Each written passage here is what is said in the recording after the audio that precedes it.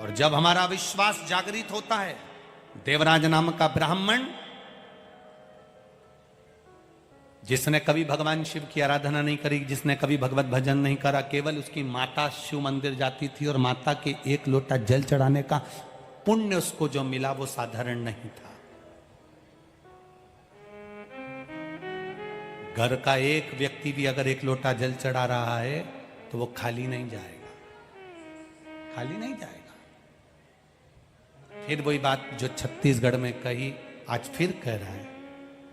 गांव में, नगर में, समाज में, परिवार में एक व्यक्ति अगर गलत काम कर देता है तो पूरी समाज बदनाम हो जाती है।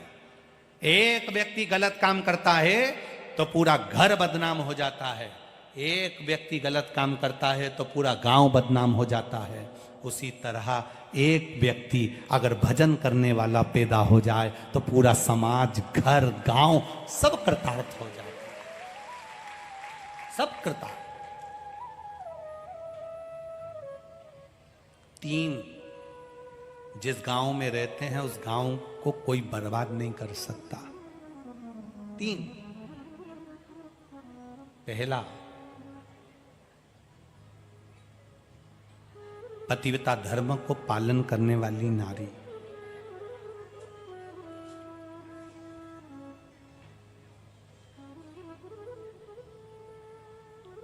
पतिव्रता धर्म का पालन करने वाली स्त्री जिस गांव में रहती है उस गांव को कोई बर्बाद नहीं कर सकता। दूसरा,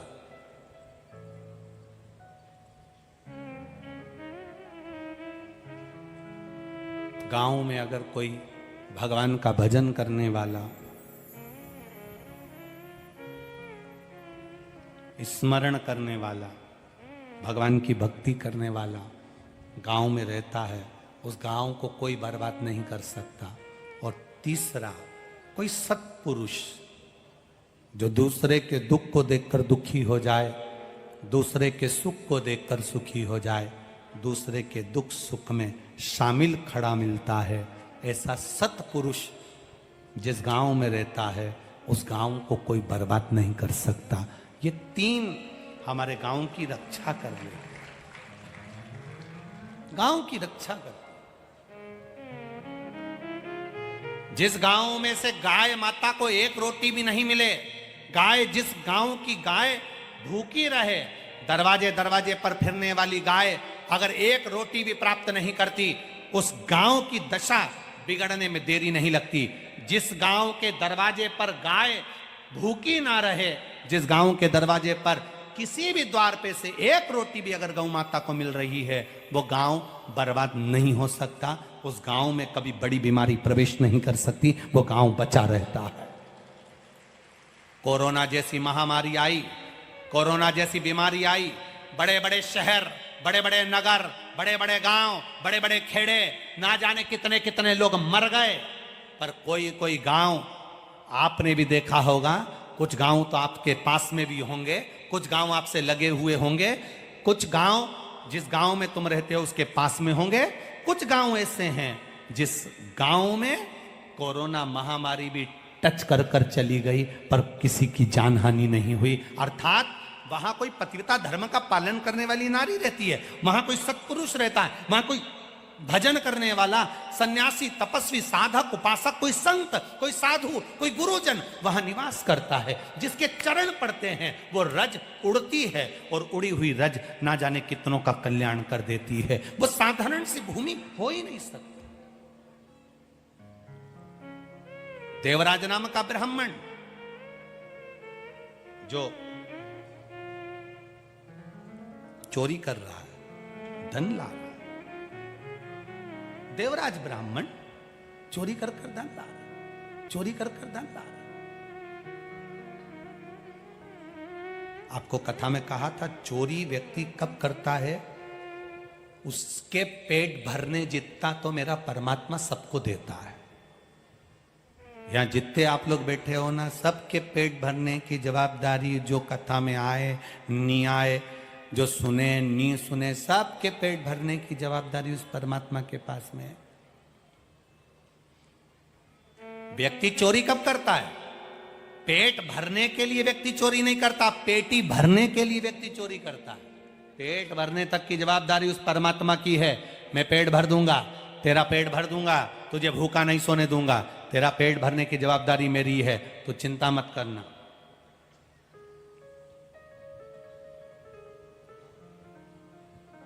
पेट भरने की जवाबदारी उस परमात्मा की है।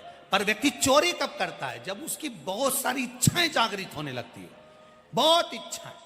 अभी मेरे पास में छोटा सा मोबाइल है, 2000 का, 500 का, 1500 का। अब इच्छा जागृत हो गई, कम से कम 50,000 का मोबाइल लेना है तो 50,000 जोड़ना पड़ेंगे तो फिर तिकड़म लगाना पड़ेगी तो मतलब किसी ना किसी के यहाँ से वो 50,000, या तो जो दुकान पे ग्राहक आएंगे, जो चीज तुम 10 रुपए की 15 में दे रहे थे, उस 50,000 के मोबाइल को लेने के लिए तुमने वो 10 रुपए की चीज 15 की जगह 20 की कर दी। तुमने उससे ज्यादा ले लिया, ले तो लिया, पर दुख इसी को तो चोरी कहते हैं। तुम 1 रुपए की चीज 2 रुपए में दे दो, चल जाएगा, पर 2 रुपए की जगह तुम 4 रुपए या 10 रुपए में दोगे तो भुगतना पड़ जाएगा। मना नहीं है। एक पानी की बोतल कितने की आती है? जम के बोलो जरा। 20 रुपए की, 10 रुपए की, 15 रुपए की। बाजार में पानी की बोतल मिल रही है 15 रुपए की, 20 रुपए की। वो पानी की बोतल अगर कोई तुम्हें 30 रुपए, 40 रुपए की, बहुत तेज गर्मी पड़ रही है साहब, मेला भरा है, शिव महापुराण सुनने के लिए लाखों लोग आए हैं, पंडाल फुल पड़े हैं, सवेरे 8 बजे से लेकर 11 बजे तक कथा हो रही है, टीवी पर 1 बजे से 4 बजे तक आ रही है, अपार भीड़, लोग आ रहे, दर्शन कर रहे, भीड़ बढ़ती चली गई। पानी चाहिए, तो जो 10 रुपए की बाटल थी 20 रुपए हुई, 20 रुपए की बाटल 40 रुपए हो गई। तुमने शिव भक्तों से थोड़ा ज्यादा तो ले लिया, एक थोड़ा ले लो चल जाए, पर ज्यादा से ज्यादा ले लोगे, बाद में हिसाब तो उसको देना पड़ेगा। जब तुमने अपने बेटे से कहा कि ये 100 रुपए ले जा, सरफ की थैली लिया, साबुन लिया, और एक काम करना, बिस्कुट का पुड़ा लिया, छोरा गया, 10 रुपए की सरफ की थैली लाया, 10 रुपए का साबुन लाया, 10 रुपए का बिस्कुट का पुड़ा लाया, 100 रुपए में से 30 रुपए चले गए। कितने बचे? जम के बोलो। 70 बचे।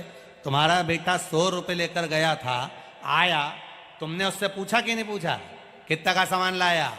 मम्मी आई, 10 रुपए का तो सरफ लाया, आई, 10 रुपए का मैं बिस्कुट लाया, आई, 10 रुपए का मैं साबुन लाया, तो 70 रुपए का है, ला दे।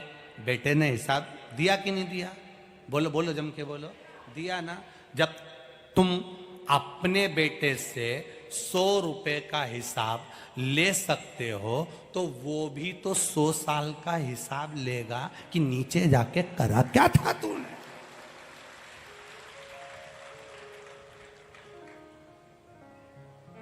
₹10 ज्यादा छोरे ने खर्च कर दिए।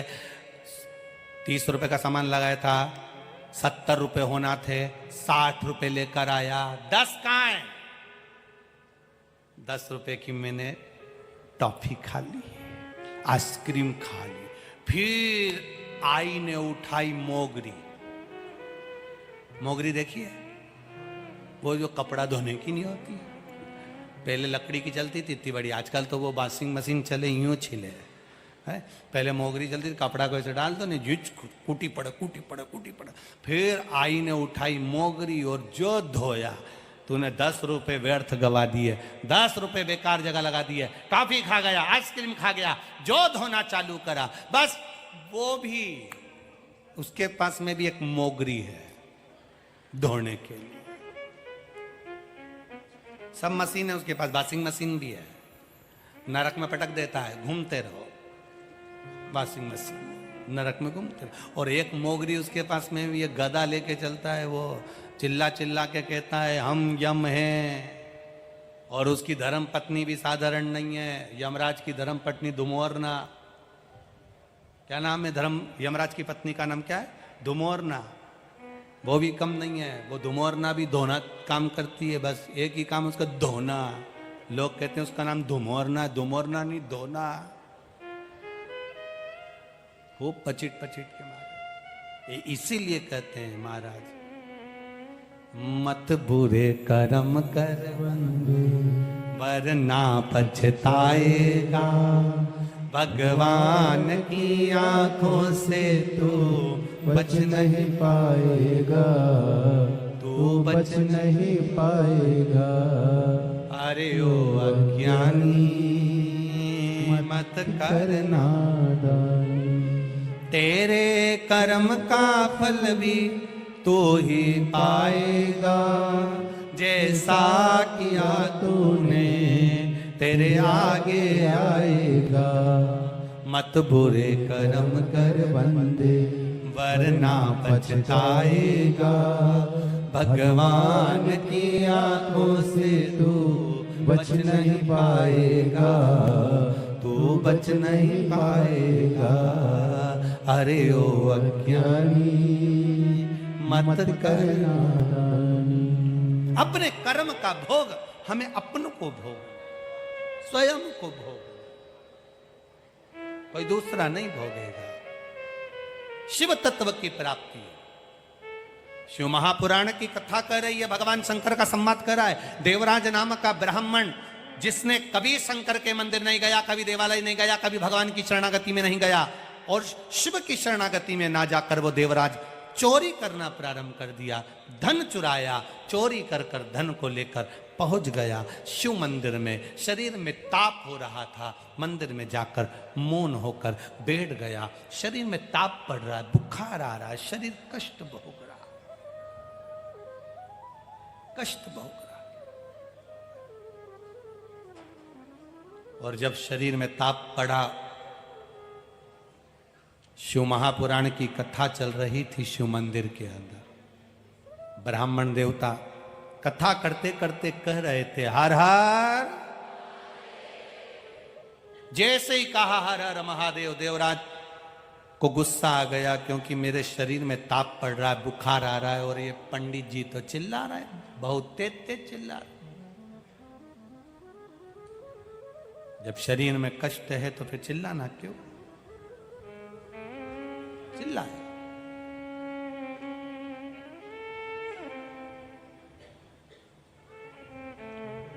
आया क्रोध, बाहर निकल गया।